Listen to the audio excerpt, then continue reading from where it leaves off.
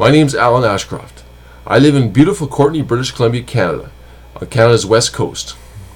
Today we're going to talk about Canadian Confederation and the building of the Canadian Railroad. So, in 1867, Ontario, Quebec, New Brunswick, and Nova Scotia signed on to Confederation, the first 4 provinces. 1870, Manitoba came along, the Prairie Province.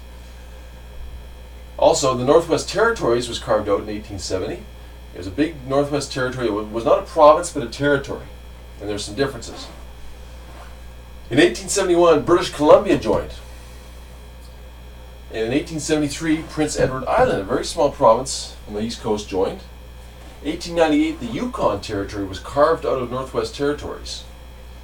And in 1905, both Alberta and Saskatchewan joined. There wasn't any changes until 1949, the year that Mao Zedong took power in China. Newfoundland signed on.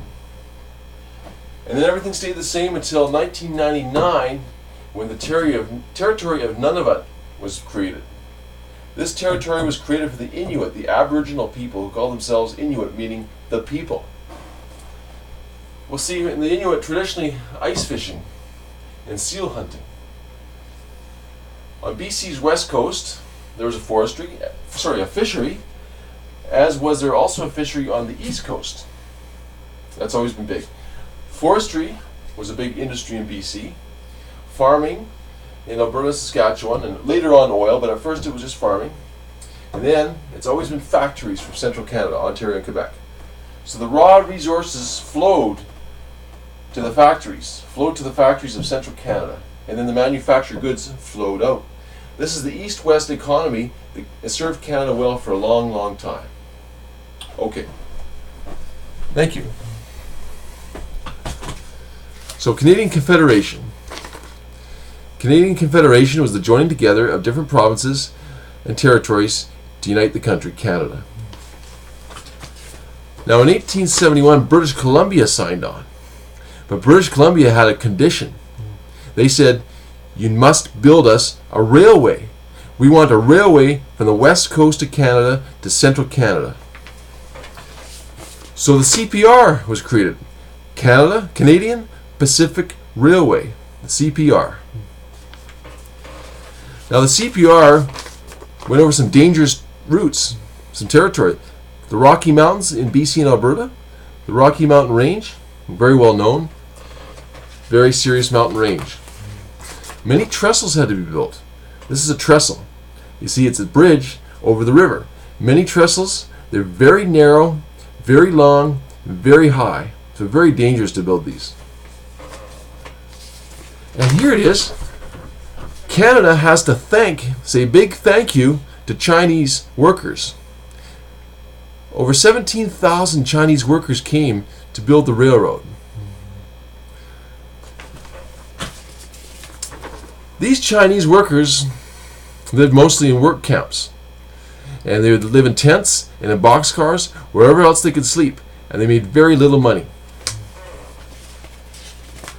Here's the first train. The first trains were steam trains, coal-powered steam trains. They weren't very fast, but they carried a lot of cargo. The steam trains fueled industrialization. The factories and manufacturing that were in central Canada, they flourished in central Canada. Now the early trains carried grain, wheat, barley, oats. They carried wood, logs for houses, factories, bridges, etc. At first, not oil, but later on, they carried oil. And of course, the trains carried passengers. You can still take the train across Canada. It's a beautiful trip. I highly recommend it. I've gone through BC myself, and I'd love to do it again sometime. Here's the bullet trains. The bullet trains are very fast. You find them in many places in Asia, especially China. And we can see right here, this is the bullet train network in China.